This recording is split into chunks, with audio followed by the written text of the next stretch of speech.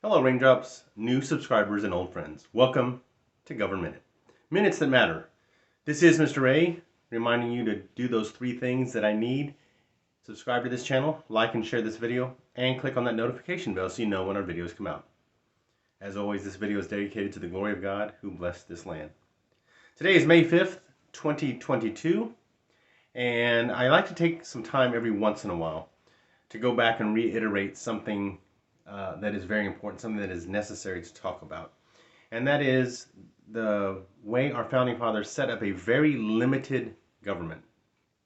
Remember, they were scared to death of a strong central government because that's what they fought against in the Revolutionary War. A government that was trampling on their rights, their natural rights, their God-given rights. A government that was too big and too powerful. A government that could take things away from them, things they needed. And so our founding fathers purposely built into our Constitution a very limited government. It broke the powers of government into three separate and independent branches that could stop each other with checks and balances. Even within the branch they thought would be the dominant branch, Congress, they split up the legislative powers into two different bodies because they were scared that one body would have too much power. They set up an independent judiciary. And then, just to make the point very clear, in the 9th and 10th Amendments, they basically came out and said, hey, this doesn't mean that the only rights in the Constitution are the rights people have.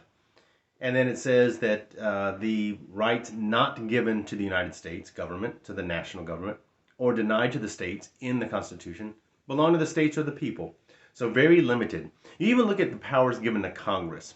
If you get your handy-dandy Constitution, you can go and see that it says the Congress shall have the power, and it goes through 17 or 18 different things that spells out the powers Congress has.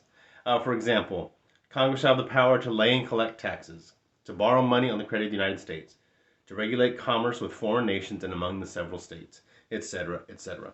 So it's very limited on what government is supposed to be able to do. And so let's go back to the mid-1990s.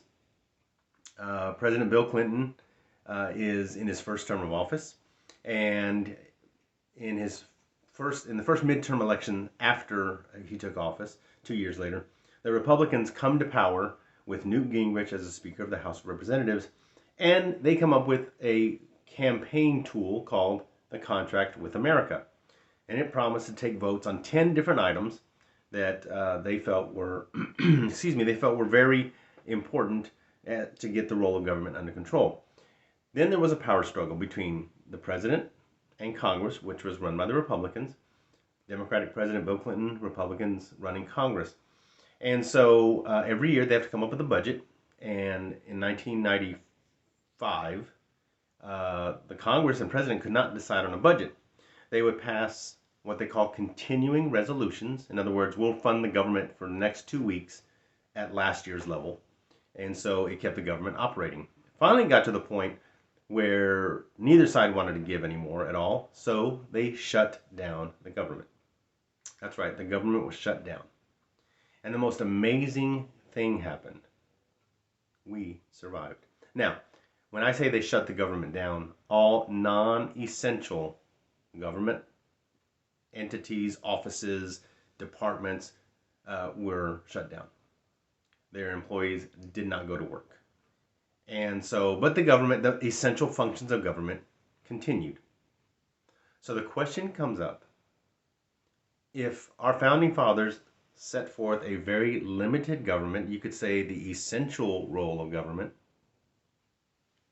and we could survive without the non-essential stuff, why are we doing the non-essential stuff? Why isn't it just the essentials as our founding fathers designed it? Eventually they did agree on a budget and the whole government was reopened. But it just proves a point that maybe we don't need all that government. Maybe we should get rid of everything that's not in here. Just something to think about. Thank you for joining us. I hope you paid attention because there will be a test at the next election. This is Mr. Ray reminding you that we, the people, are the government. We'll see you next time.